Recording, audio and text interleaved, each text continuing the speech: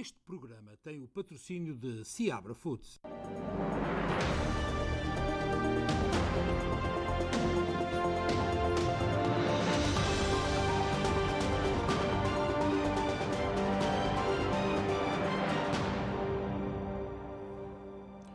Boa noite, bem-vindos a mais um especial Informação. Como é habitual, toda a informação diária aqui na SPT e também na rede social Facebook. Os termómetros atingiram hoje 100 graus em algumas cidades da área triestatal.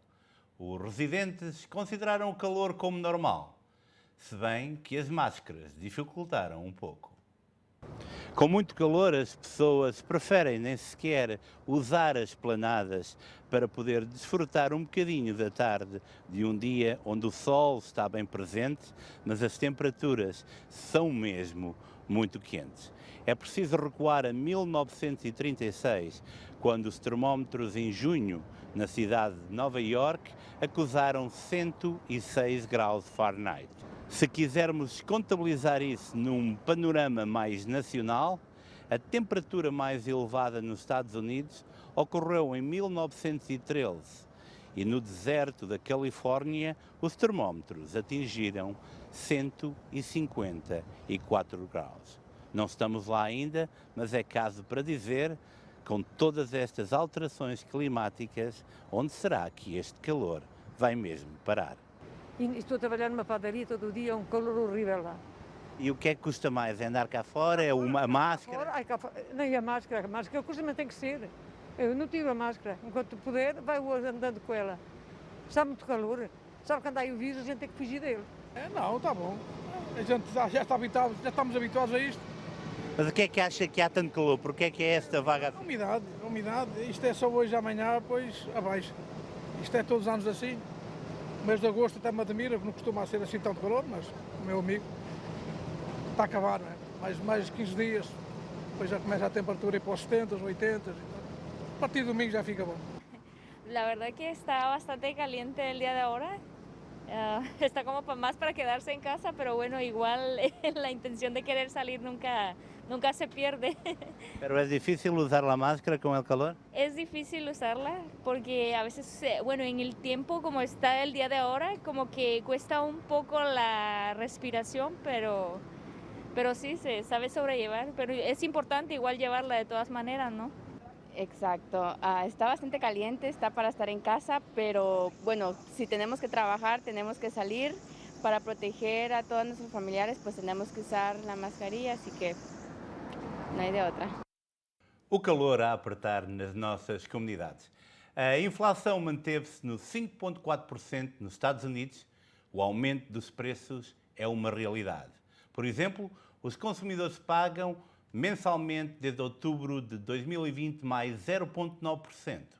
No mês passado, o preço dos alimentos subiu 0,7%, os da energia 1,6% e a gasolina 2,4%. O presidente norte-americano Joe Biden referiu ontem que confia que a Reserva Federal atuará se for necessário para conter a inflação e que não está preocupado com a eventual suspensão de pagamentos da dívida soberana. Em discurso na Casa Branca, Biden comentou os novos números da inflação anual nos Estados Unidos, que se manteve em julho nos 5,4%, o seu nível mais alto desde agosto de 2008. Os nossos peritos entendem, e as principais previsões independentes concordam, que estas subidas de preço vão diminuir à medida que a nossa economia continua a recuperar, referiu Joe Biden. Se bem que o relatório sobre a inflação aponte nessa direção, vamos estar atentos todos os meses à inflação e acreditamos que a Reserva Federal toma as medidas adequadas quando for necessário. A maioria dos analistas tinha antecipado um aumento de meio ponto percentual no índice de preço do consumidor e de 0,4% para a inflação subjacente.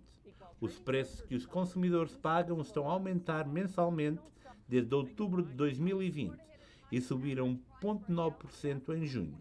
O índice de julho é o mais baixo desde março. No mês passado, os preços dos alimentos subiram 0,7% e os da energia 1,6%, com a gasolina a aumentar 2,4%. A inflação atingiu o valor mais alto em 13 anos. O aumento registrado nos últimos meses foi impulsionado pelos gastos dos consumidores e pelas injeções de bilhões de dólares em planos governamentais para apoiar a economia e atenuar os efeitos da crise causada pela pandemia do Covid-19. Um aumento de preços preocupante. Por exemplo, uma ida a um restaurante hoje em dia é muito mais cara do que no início da pandemia e encher o seu depósito de gasolina ou mesmo gasóleo nem se fala. É caso para dizer que esse é um dos aspectos que a administração Biden irá ter que rever. E há outros aspectos que parece que não acontecem por acaso. Começaram a circular hoje imagens de Hunter Biden, o filho de Joe Biden.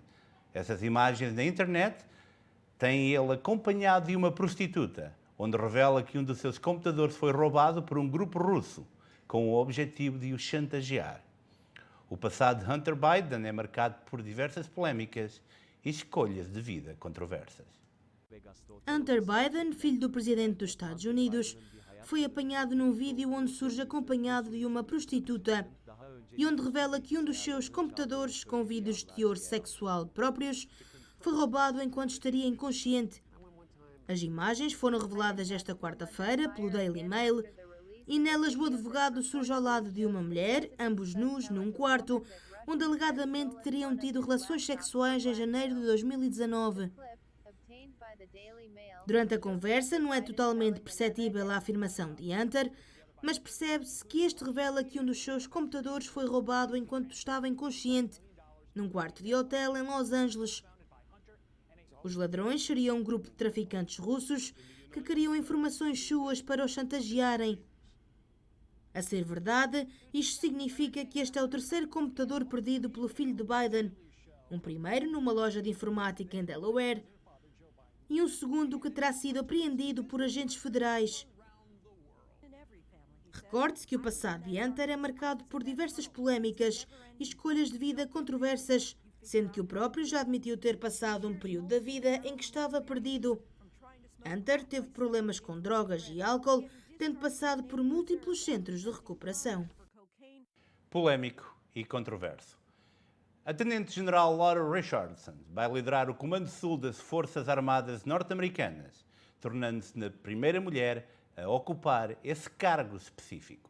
O Comando Sul é a unidade responsável pelas operações militares dos Estados Unidos em toda a América Latina e nas Caraíbas.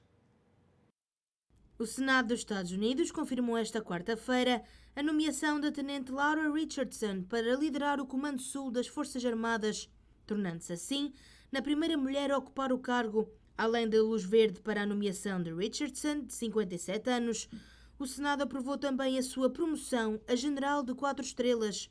O Comando Sul é a unidade com responsabilidade pelas operações militares dos Estados Unidos na América Latina e nas Caraíbas. O ex-congressista Gil Cisneros foi também confirmado pelo Senado como subsecretário da Defesa, responsável por questões de pessoal e logística. A nomeação de Laura Richardson para o cargo foi anunciada a 8 de março pelo presidente Joe Biden. Após a confirmação do Senado, a Tenente-General é a segunda mulher a liderar um comando de combate na história dos Estados Unidos, depois de Lori Robinson ter liderado o Comando Norte entre 2016 e 2018. Joe Biden tinha divulgado também a 8 de março a indicação da General Jacqueline Van Ovest para liderar o Comando de Transporte, escolha que ainda não foi confirmada. Segundo o jornal The New York Times, o Pentágono tinha aprovado anteriormente as nomeações de Richardson e Van Ovest, mas decidiu esperar até às eleições presidenciais de novembro conquistadas por Biden, por temer que o até então presidente Donald Trump fizesse votar estas nomeações, por estas serem mulheres. Os Estados Unidos são mais etnicamente diversificados do que há uma década e a população branca caiu pela primeira vez na sua história, afirma o US Census Bureau.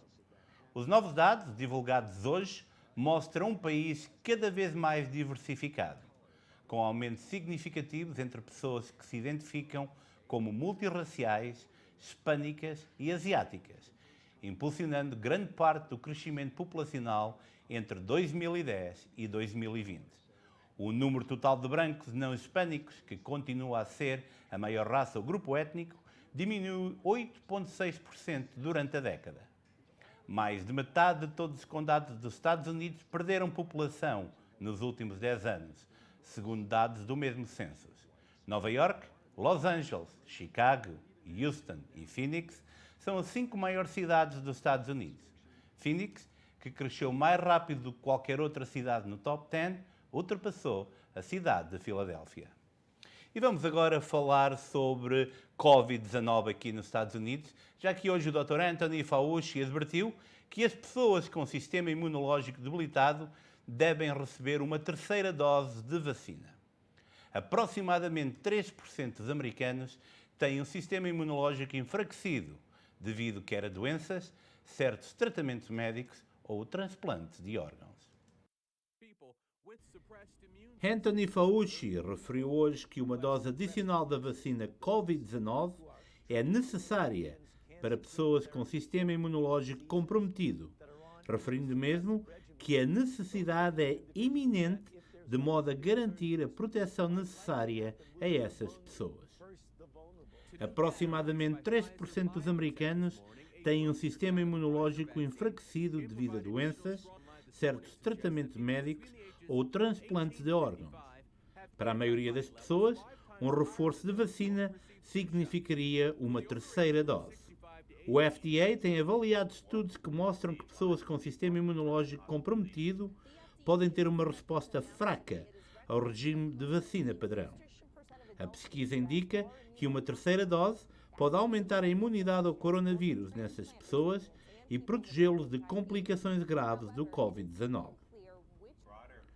Um comitê do Centro de Controlo e Prevenção de Doenças reúne-se amanhã para discutir informação sobre vacinas em pessoas nessa situação. Se o FDA aprovar as doses de reforço, o comitê provavelmente votará se recomendará dose adicional e definirá quem deve tomá-la. Os cientistas também continuam a avaliar se as pessoas com sistema imunológico normal precisam de uma dose adicional. No início deste mês, a Organização Mundial de Saúde pediu aos países desenvolvidos, como os Estados Unidos, que não aprovassem a dose adicional da vacina, até que os países menos desenvolvidos possam seguir o seu plano de vacinação. E a variante Delta é a grande preocupação nos Estados Unidos. Nos últimos 30 dias, em todo o país, o aumento de casos, em parte ou na sua maioria, digamos, devido a esta variante, fez crescer drasticamente a preocupação. São mais casos, as mortes não são em número como observado há um ano atrás, mas a realidade é que o mapa geral dos Estados Unidos, comparando os últimos 30 dias, é claro sobre aquilo que estamos a passar neste momento. Como podemos ver, neste momento, na sua direita, é um mapa de o dia 9 de agosto, onde as áreas a vermelho mostram uma taxa de transmissão elevadíssima. Se virmos ou compararmos com aquilo observado no dia 5 de julho, há um mês e 4 dias, poderemos ver que a situação era claramente e drasticamente diferente. Na Nova Inglaterra, é um dos estados onde continua a luta contra essa variante. O principal ceticismo continuam a ser as vacinas e as pessoas que estão de acordo ou não estão de acordo com elas. Cidades como New Bedford, onde vivem uma grande percentagem luso-americana, é uma das cidades com menor percentagem de vacinas administradas. Jorge Moraes dá-nos mais pormenores. Como é que está a pandemia aí pela comunidade portuguesa? Ora bem, infelizmente ainda há um número de pessoas que não acreditam na vacina. Este vai ser um trabalho difícil daqui para o futuro, portanto há pessoas que não acreditam e não estão vocacionadas para se vacinar. Vamos ver o que acontece. Felizmente nós temos vários locais de vacina. Há uma grande propaganda onde é que as pessoas se podem vacinar. É uma questão da boa vontade da população e nós precisávamos muito que as pessoas compreendessem, porque, por outro lado, já começaram a haver aqui algumas festas de verão. Este ano já algumas paróquias fizeram a festa do Espírito Santo, a festa da igreja. Vamos ter no próximo fim de semana, de 19 a 22 de agosto, o Dia de Portugal nas portas da cidade em Folgova, onde se vai juntar muita gente, certamente. São 3, 4 dias com muita festa, muita música. Portanto, as pessoas vacinadas certamente que têm menos probabilidade de ficarem infectadas. É uma questão de, enfim, ouvir, quem sabe, ouvir os médicos, os cientistas e contribuir para que esta pandemia desapareça de uma vez por todas. Não é? Pois, e também são os mais idosos e os menos idosos, não é? É verdade, inclusivamente há já campanhas para que os mais novos sejam vacinados. Portanto, não há falta de vacinas aqui nesta área, o que há é um bocadinho falta de vontade por parte de algumas pessoas que ainda não foram vacinadas, e devo também lembrar que esta zona, por incrível que pareça, de New Bedford-Fall é das zonas de Massachusetts com maior taxa de pessoas não vacinadas. E de Fall River para Portugal, onde foram registadas nas últimas 24 horas mais 11 mortes e 2.708 novos casos de Covid-19. O número de internamentos em enfermaria e cuidados intensivos continua a descer. Portugal contabiliza esta quinta-feira mais 11 mortes e 2.708 novos casos de Covid-19. Há 754 pessoas internadas em enfermaria, menos 31 do que ontem, sendo que destas, 179 estão em cuidados intensivos, menos 12 do que na quarta-feira. Por regiões, o Norte somou 915 casos e 2 óbitos. Já no centro, registaram-se 290 contágios. Lisboa e Val do Tejo é a região que tem o maior número diário de casos e soma mais 1.036 infectados e 6 vítimas mortais. No Alentejo, contabilizaram-se mais 130 infecções e 2 óbitos. No Algarve, houve mais 257 casos e uma vítima mortal. Nas regiões autónomas, os Açores registaram mais 31 casos e na Madeira somaram-se 49 infecções. Os dados indicam ainda que mais 2.209 doentes foram dados como recuperados e que há neste momento em Portugal cerca de 45.000 pessoas infectadas com o novo coronavírus. A Task Force, responsável pelo processo de vacinação contra a Covid-19, registrou já mais de 80.000 pedidos de autoagendamento de vacinas para jovens entre os 12 e os 15 anos, referiu a agência Lusa, fonte da entidade. Até às 5h40 hora de Portugal de hoje, foram recebidos mais de 80.000 pedidos de autoagendamento para vacinação nesse grupo etário para os 2 fins de semana previstos, referiu a mesma fonte. Hoje, numa entrevista à SIC, o vice-almirante Gouveia Melo, responsável pelo Task Force, reafirmou a importância da vacinação dos mais jovens, explicando que com a nova variante da Covid-19, a Delta, a imunidade de grupo poderá ser atingida não com 70%, como inicialmente previsto, mas com mais de 85%. Portanto, é verdadeiramente impressionante a resposta. Lembramos que esse autoagendamento abriu hoje e há uma resposta cabal. Porquê? Porque os casos em Portugal continuam a preocupar e têm maior incidência na juventude. Com o aproximar do ano letivo, é claro que a preocupação dos encarregados de educação até, quiçá, sobreponha à preocupação dos próprios responsáveis do país. Vamos agora para a Nova Zelândia. A primeira-ministra da Nova Zelândia quer adotar uma abordagem cautelosa. O país registrou 26 mortes desde o início da pandemia. Lá mesmo ao lado, na Austrália, onde vivem vários portugueses e onde desde já eu saúdo a forte comunidade de Sydney, o confinamento esse continua, já que a taxa de vacinação continua relativamente baixa. As fronteiras da Nova Zelândia vão manter-se fechadas até ao fim do ano para evitar a propagação da Covid-19. O país registrou 26 mortes desde o início da pandemia. Ainda não estamos em condições de reabrir totalmente. Quando avançarmos, seremos cuidadosos e ponderados, porque queremos avançar com confiança e com o máximo de certeza possível. Na Austrália, as autoridades ordenaram um confinamento de 7 dias em Canberra. Cerca de 400.000 residentes da capital deverão ficar em casa a partir das 17 horas desta quinta-feira.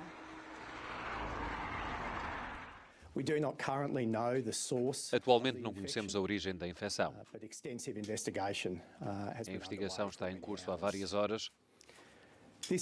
É o risco mais sério para a saúde pública no nosso território este ano, desde o início da pandemia. Por isso, ordenamos um confinamento estrito. Melbourne, segunda maior cidade da Austrália, prolongou o confinamento esta quarta-feira para tentar impedir um surto de Covid-19. A variante Delta, altamente contagiosa, coloca novos desafios num país onde a taxa de vacinação é relativamente baixa. E numa autêntica viagem pelo mundo, vamos agora às Antilhas Francesas, onde as medidas de confinamento aumentaram e, por exemplo, ilhas como Guadalupe e Martinica, devido ao aumento da variante Delta, estão mesmo a enfrentar um confinamento nunca antes visto. José Fernando Rodrigues, o senhor, nosso conterrâneo jornalista de Mortágua, dá-nos os pormenores.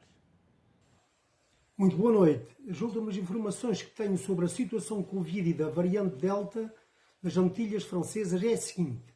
Na Martinica, o prefeito anunciou medidas reforçadas de confinamento, fecho total de comércios não essenciais, dos hotéis, restaurantes e praias, e proibiu todo o tipo de circulação não imperativo a mais de 1 km do domicílio.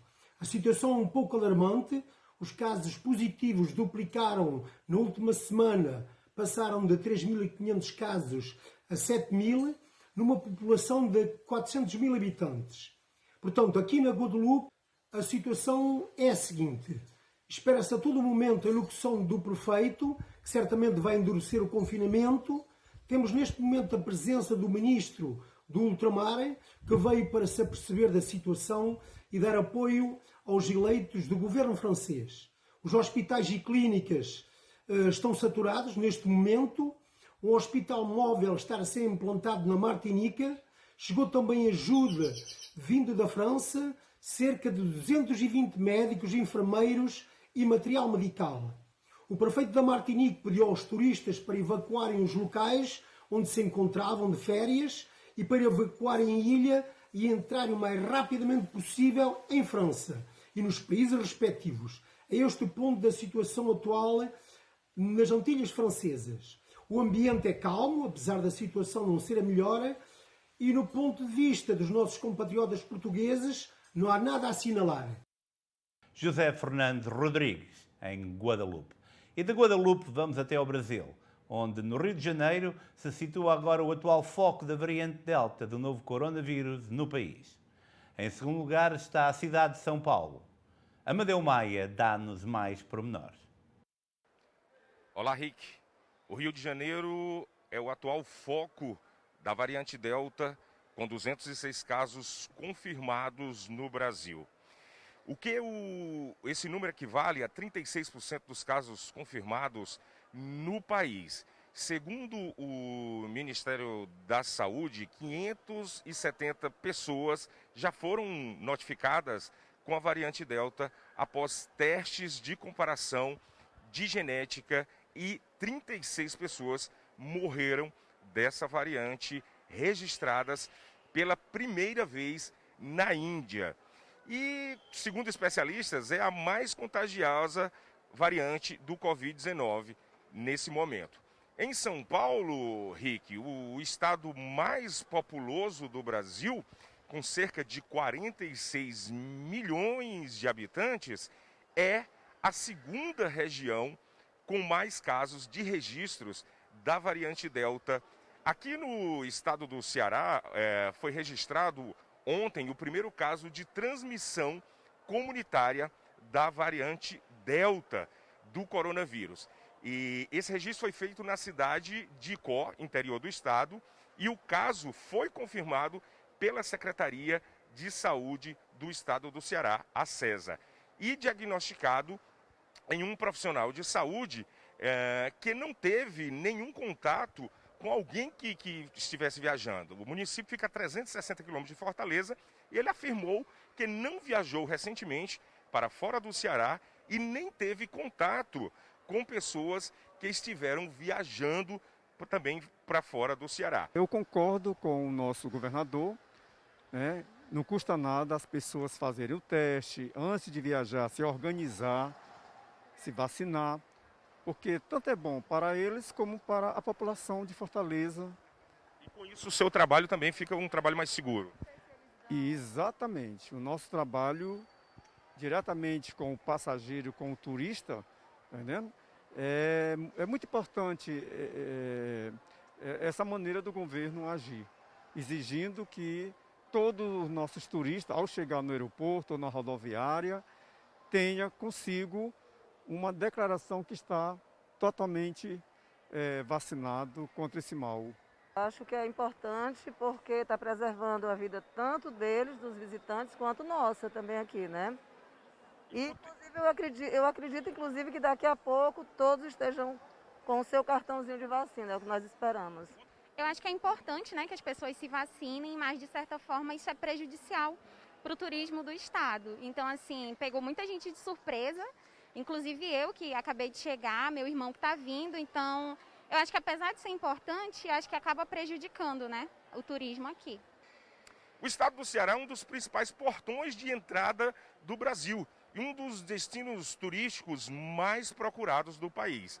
Com isso, a Secretaria de Saúde do Estado do Ceará, a SESA, confirmou 15 casos da variante Delta, todos de passageiros vindos de outros estados do Brasil por via aérea. 20% dos passageiros que desembarcam aqui nesse aeroporto, Aeroporto Internacional de Fortaleza, são convidados aleatoriamente a fazerem um exame de testes rápidos de antígeno com casos positivos sendo ratificados por exames de RT-PCR junto ao Laboratório Central da Saúde Pública do Estado do Ceará. Amadeu Maia, de Fortaleza, para o Jornal Especial Informação. Rick? Uma vez mais, um excelente trabalho do Amadeu Maia. E depois desta pequena volta ao mundo em alguns minutos, vamos falar de um tema que deveras nos preocupa: incêndios. Incêndios por toda a parte. Os incêndios florestais continuam a preocupar, por exemplo, na Europa. Mais de 20 países enviaram bombeiros e meios materiais para combater as chamas na Grécia. A situação, essa, é cada vez mais preocupante. Na Grécia, centenas de bombeiros de vários países combatem os violentos incêndios em Gortínia e em Olímpia, no Peloponeso. Os fogos da última semana já destruíram mais de 70 mil hectares, um número muito superior ao de anos anteriores. Na zona montanhosa de Teletrio, em Eubeia, segunda maior ilha da Grécia, a população desespera por ajuda. Ninguém nos vem ajudar, não há carros de bombeiros, nem aviões, nada. Aqui somos todos voluntários. Alguns de nós trabalham na floresta a cortar madeira ou a caçar, mas não temos ajuda nenhuma. Aqui não há nada. Cerca de 3 mil pessoas foram obrigadas a abandonar as casas. Depois de vários dias de horror, o fogo tem vindo a regredir. Pela primeira vez desde o início dos incêndios, os fumos densos dissiparam-se, o que está a facilitar o combate às chamas, nomeadamente por via aérea.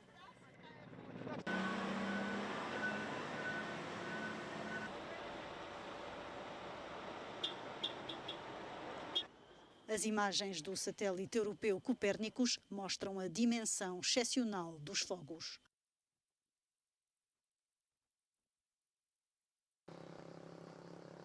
Mais de 20 países enviaram bombeiros e meios materiais para combater as chamas na Grécia.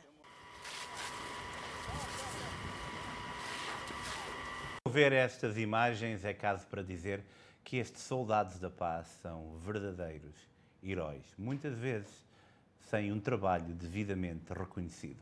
E da Grécia vamos agora para a Califórnia, onde o Dixie Fire continua a preocupar. Na manhã de hoje, o incêndio queimou mais de 510.227 acres de floresta, cerca de 800 milhas quadradas, para termos uma ideia da dimensão.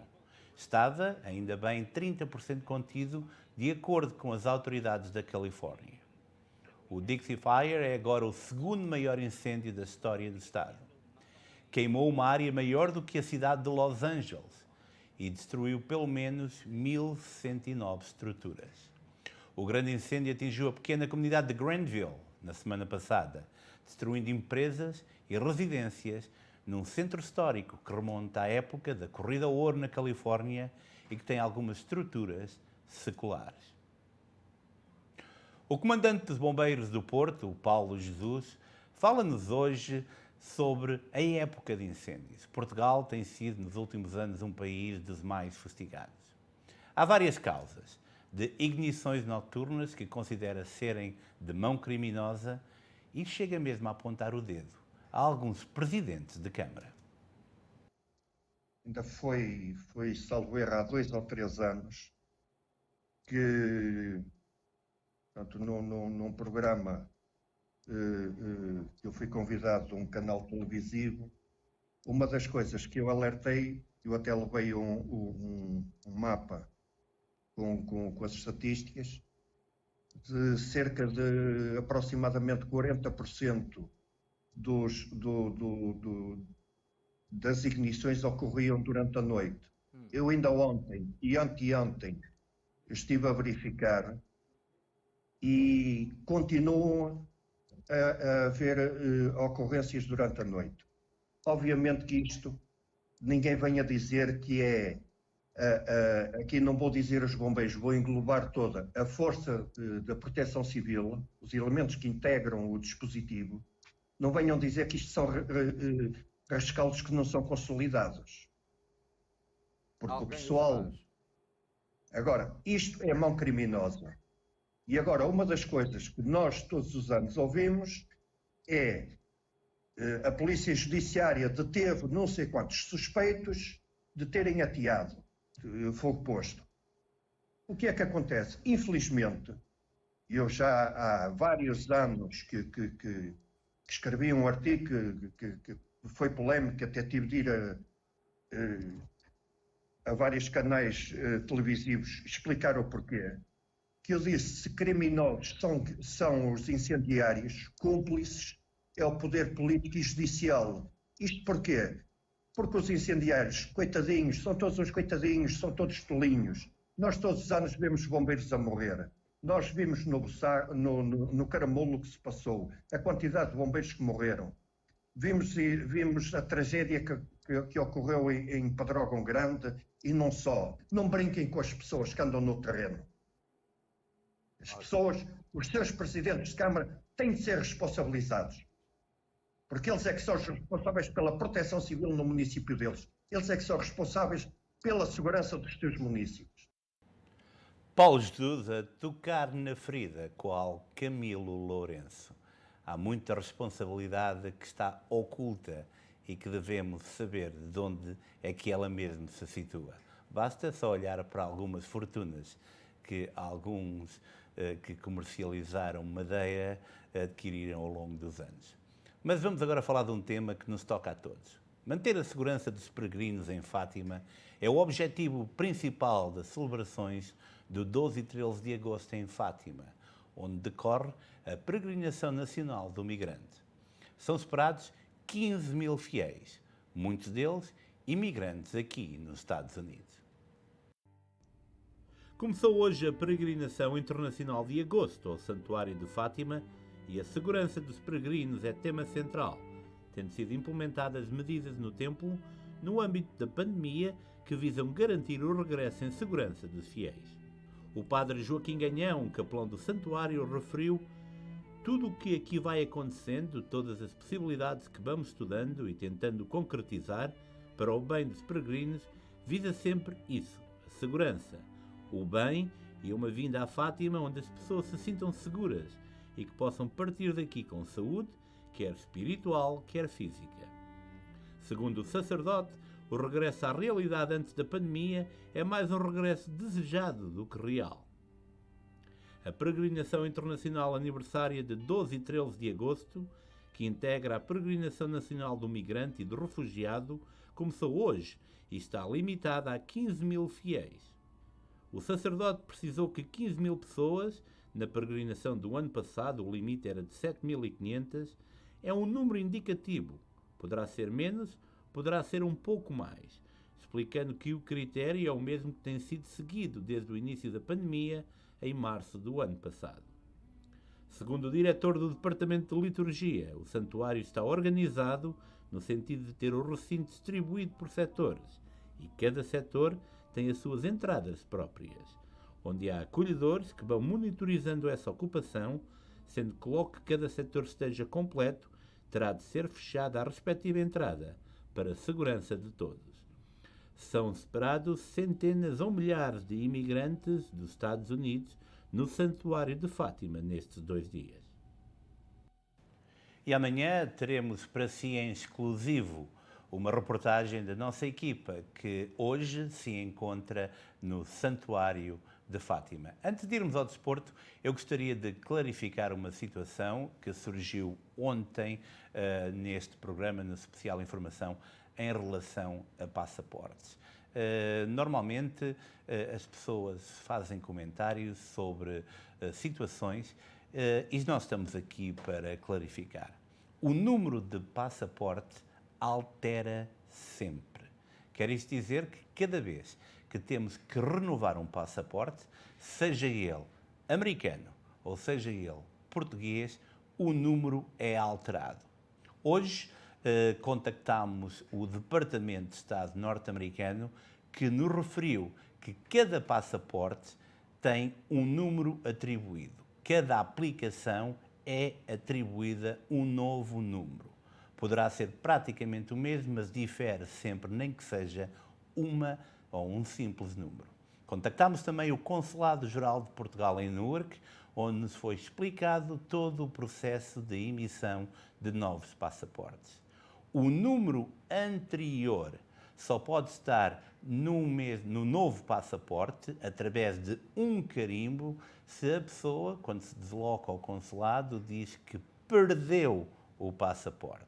Se perdeu o passaporte, há uma pequena referência ao número de passaporte antigo, mas o novo passaporte tem um número diferente. Fica aqui o esclarecimento, porque é bom que nós também saibamos com que linhas nos cozemos. Vamos agora ao desporto. O Sporting deu esta quinta-feira a conhecer o procedimento da venda de bilhetes para o embate com o Sporting de Braga, que se realiza no sábado. A venda arranca amanhã, isto para associados do Sporting, a partir das 10 horas, e será exclusiva a sócios com a cota do passado mês de julho regularizada. Os Leões informam ainda que estarão disponíveis somente 133 bilhetes e alerta que os preços praticados são da exclusiva responsabilidade do clube adversário. Poderemos ter preços a 93 euros. O Futebol Clube do Porto está próximo de uma plataforma de entendimento com o Sevilha para a transferência de Tecatito Corona. Em cima da mesa está uma proposta superior a 10 milhões de euros pelo 66,5% do passe que a SAD dos Dragões detém, faltando para a finalização do negócio que haja acordo relativamente ao valor a pagar pelo restante do passe. Entretanto, o empresário Flávio Ribeiro, que há vários anos gera a carreira de Carlos Vinícius do Benfica, está na Europa para tentar encontrar uma solução para o futuro do avançado do Benfica, tendo já reunido com clubes da Alemanha e França. Isto para lá de ter recebido oferta formal por parte de uma equipa inglesa. Uma coisa, porém, parece certa. Mesmo não ficando no Benfica, o desejo de Vinícius passa por ficar na Europa, estando por isso descartado um regresso ao seu país natal nesta fase.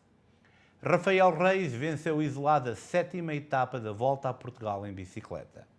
É o 3º triunfo do corredor da FAPEL nesta edição da prova. Com a vitória em Bragança, Rafael Reis voltou a vestir a camisola amarela. Recorde-se que ontem Daniel Freitas, que era o camisola amarela, líder da prova, abandonou a Volta a Portugal em bicicleta depois da sua equipa, a Rádio Popular Boa Vista, ter abandonado a mesma, afetada por casos confirmados e suspeitos de Covid-19. Foi a 3ª equipa a desistir pelo mesmo motivo e não há dúvida, o Covid-19 a marcar esta edição da Volta a Portugal em bicicleta. Vamos agora ao valor do dólar em Portugal e do Brasil e vice-versa. 0,8525, 1,1729 para o euro, o real 5,2428, 0,1907.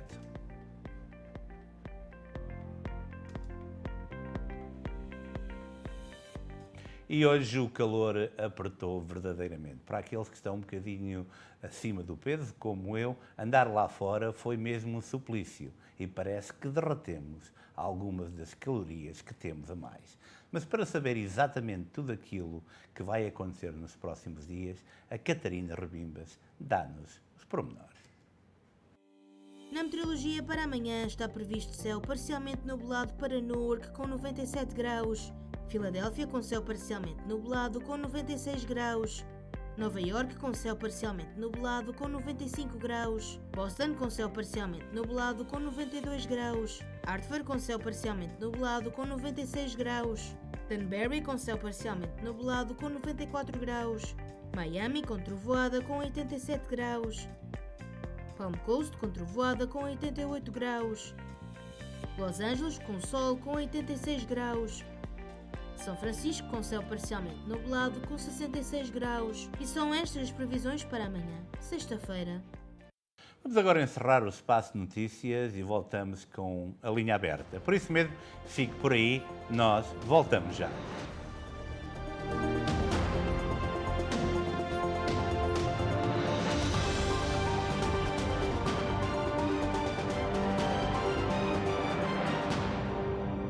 Este programa teve o patrocínio de Seabra Foods.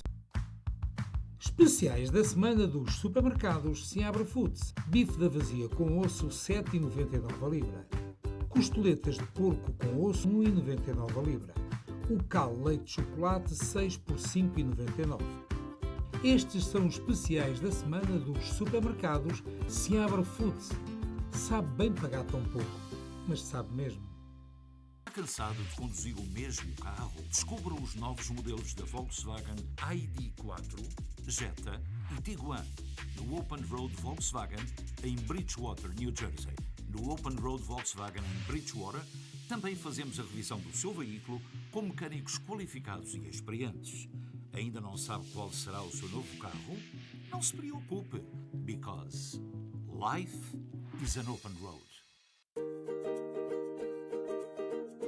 Mantenha-se fiel à tradição do Teixeiras Bakery, a mais tradicional padaria-pastelaria portuguesa dos Estados Unidos. Não se esqueça do pão caseiro, pão de Mafra e transmontano, e regional, pão francês, a deliciosa broa e ainda os doces minhotos como as roscas, o nosso café expresso e os nossos deliciosos pastéis de nata de Belém. Tome o seu pequeno almoço no Teixeiras Bakery, a tradição à sua mesa, na Ferry Street com a Van Buren e na Magazine com a Cosset em Newark, New Jersey.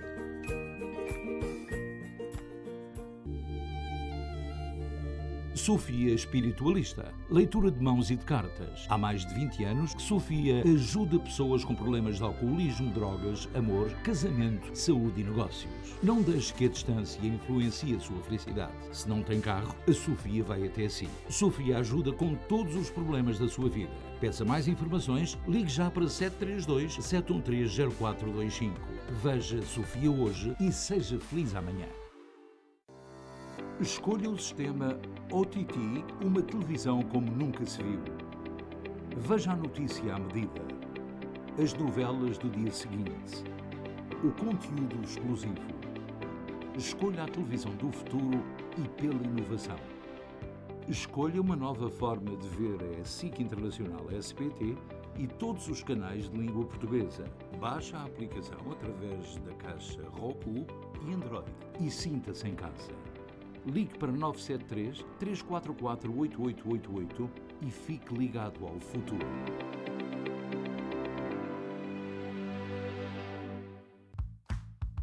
Especiais da semana dos supermercados Seabra Foods. Dourada portuguesa fresca 7,49 a libra. Aldeia queijo de ovelha curado 9,99 a libra. Presunto italiano Parma 12,99 a libra. Estes são os especiais da semana dos supermercados Seabra Foods. Sabe bem pagar tão pouco, mas sabe mesmo.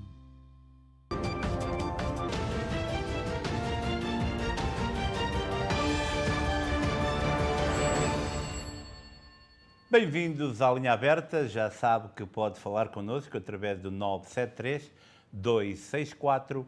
1462. Não se esqueça de baixar o som da televisão, falar apenas por telefone. Mas antes de irmos à primeira chamada, eu quero dizer que o Santa Clara e o Paços de Ferreira passaram para a próxima fase da Conference League. O Santa Clara venceu fora por 1-0.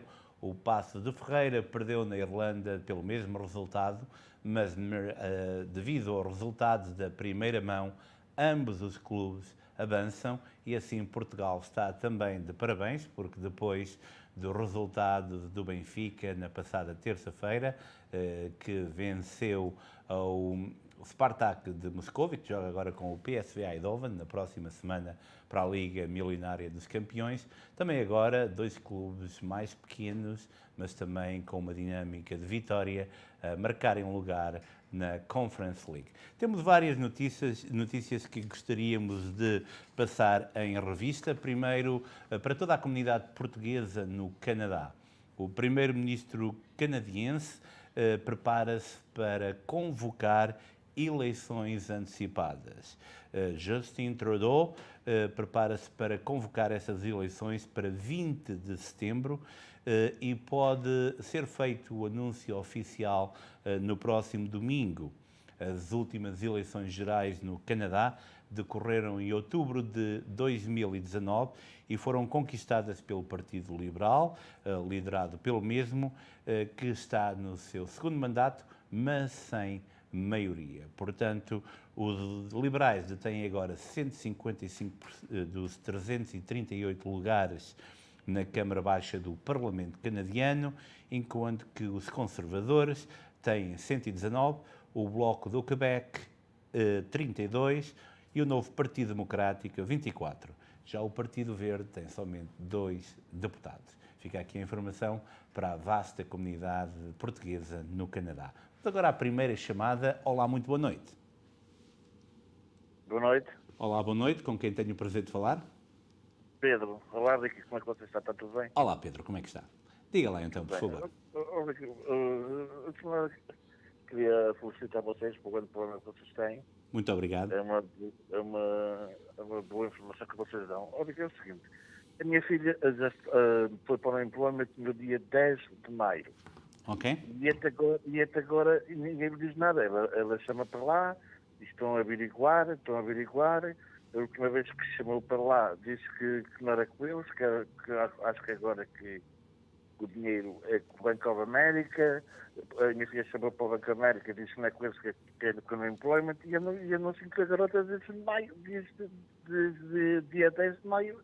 Alguma coisa está mal, não é? Porque, primeiro de tudo, se o pagamento foi processado do unemployment para o banco, temos que saber...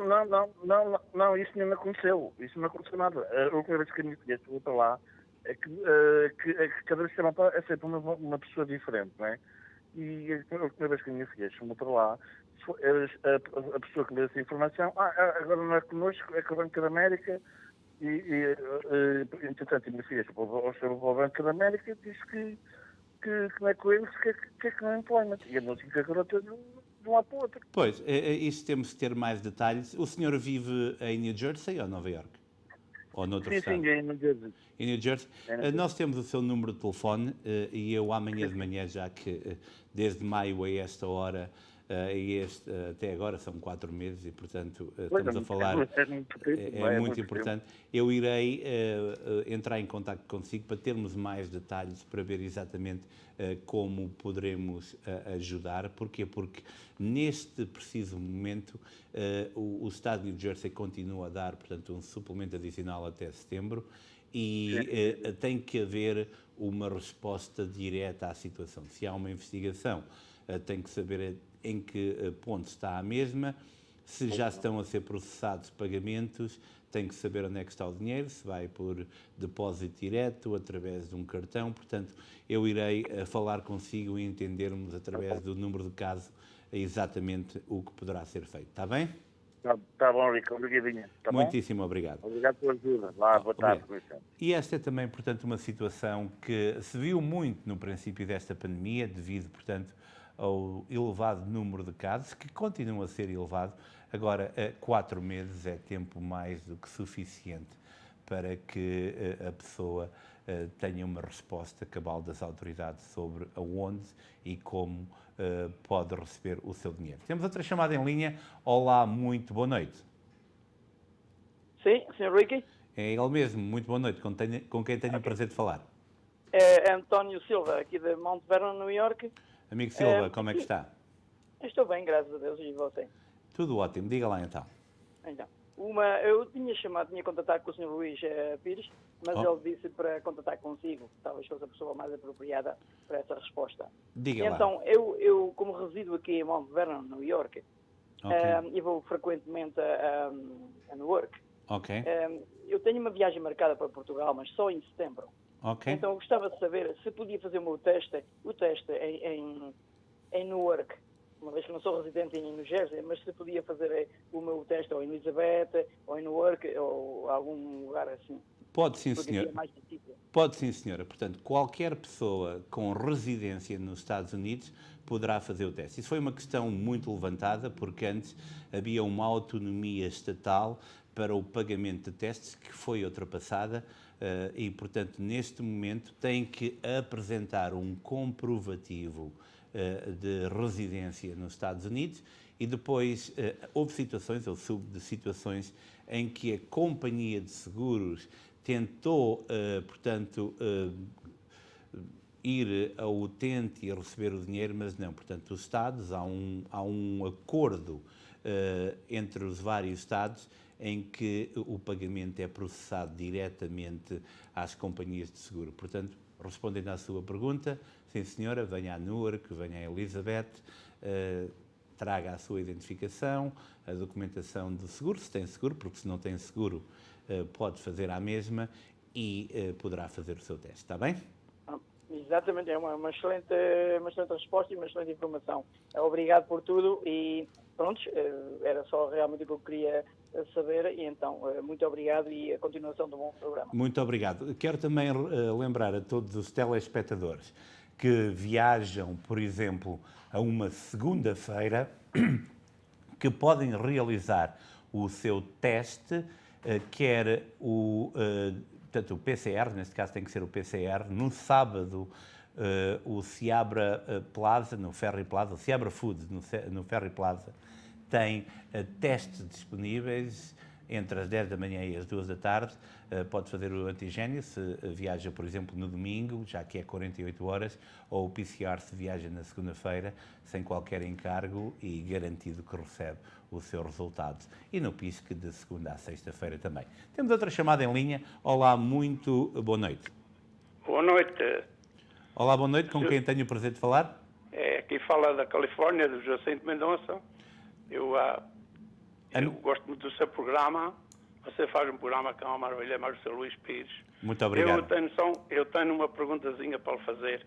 Eu trabalhei em Portugal, não foi em terra, foi no mar. Okay. E dizem que tenho direito à reforma. Portanto, o senhor fez descontos para a Segurança Social, correto? Exatamente. Ok, tem sim, senhora, e pode preencher o formulário. Não é necessário deslocar-se a Portugal. Pode iniciar o processo aqui, porque há formulários e todas as explicações necessárias para que o possa fazer virtualmente, portanto, através da internet. Mas se fez descontos em Portugal, dependendo, e vamos agora aqui ser claros, portanto, se trabalhou um par de meses, não sei até que ponto é que poderá ter direito a algo, mas trabalhou há alguns anos, é claro que vão ser contabilizados como tempo de descontos e terá direito à reforma respectiva. Sim, senhor. Eu andei 7 anos à Alvacória e andei 1 ano à Baleia. Correto. Da maneira que eu ouço vocês falarem, eu gosto muito do seu programa e vocês apresentam um programa muito, muito perfeito e eu gosto muito de vê-lo e então por isso que é a minha chamada para ver se resulta de alguma coisa. Não há problema. E eu agradeço muito a sua chamada, porque um dos projetos que neste momento estamos a trabalhar e que eu espero termos concluído em 2 ou 3 semanas é exatamente, como dizem os americanos, um walking through. O que é que um português ou um luso-americano residente nos Estados Unidos ou até mesmo no Canadá pode fazer para iniciar o seu processo de reforma em Portugal. Eu acho que é uma das áreas onde muitos de nós não estamos muito bem informados sobre como fazer e o que fazer, e é um dos projetos que temos em mente para continuar a servir condignamente a comunidade portuguesa. Está bem? Sim, senhor. Muito obrigado pela sua informação e o resto é um bom programa. Amigo Mendonça, muitíssimo obrigado e felicidades aí para a Califórnia, está bem? Muito obrigado. Bem, e esta foi a última chamada do dia. Vamos agora para um pequeno espaço comercial. Costa del Sol, o local perfeito para momentos inesquecíveis. Reserve para os mais diversos eventos, casamentos, batizados, festas sociais. Um espaço repousante e tranquilo. Amplo parque de estacionamento. Profissionalismo e experiência ao serviço dos nossos clientes mais exigentes. Costa del Sol. Bem, agora é o grande momento onde cantamos, à nossa maneira, os parabéns a todos aqueles que hoje celebram mais um aniversário, e hoje devo dizer que é um bocadinho especial para mim. Já vai ver porquê, está bem?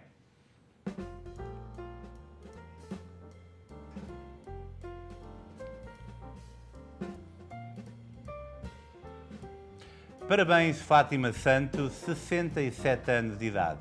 Muitos parabéns, Fátima. A Laura Neves, 54 anos de idade. Muitos parabéns, Laura. A Cíntia Penafiel, 51 anos, e é a minha esposa. Cintinha, para ti, um grande beijão. Parabéns para ti. O Vítor Padinha, 40 anos de idade. Parabéns, Vítor. Gabriel Ribeiro, 17 anos de idade. Pronto, e já sabe porque é que eu vou só começar a minha dieta depois de amanhã, porque hoje vou abusar um bocadinho, é os anos da minha esposa e também tenho direito. Mas agora vamos lá então ao casamento, outro momento festivo para nós. Célia e Arménio Antunes, 26 anos de matrimónio, muitas felicidades, muita cumplicidade. Parabéns a você, para o casal Antunes, 26 anos.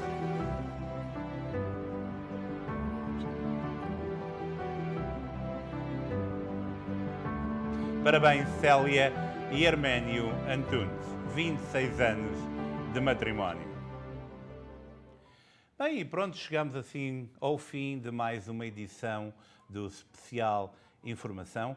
Eu e o Luís Pires voltaremos amanhã, à mesma hora, às 7 da noite, para levar até si mais um programa, isso é amanhã. Entretanto, porque hoje ainda há que celebrar, fique com mais um episódio do Amor, Amor, e não se esqueça, seja feliz, tristeza não pagam dívidas. Até amanhã, se Deus quiser.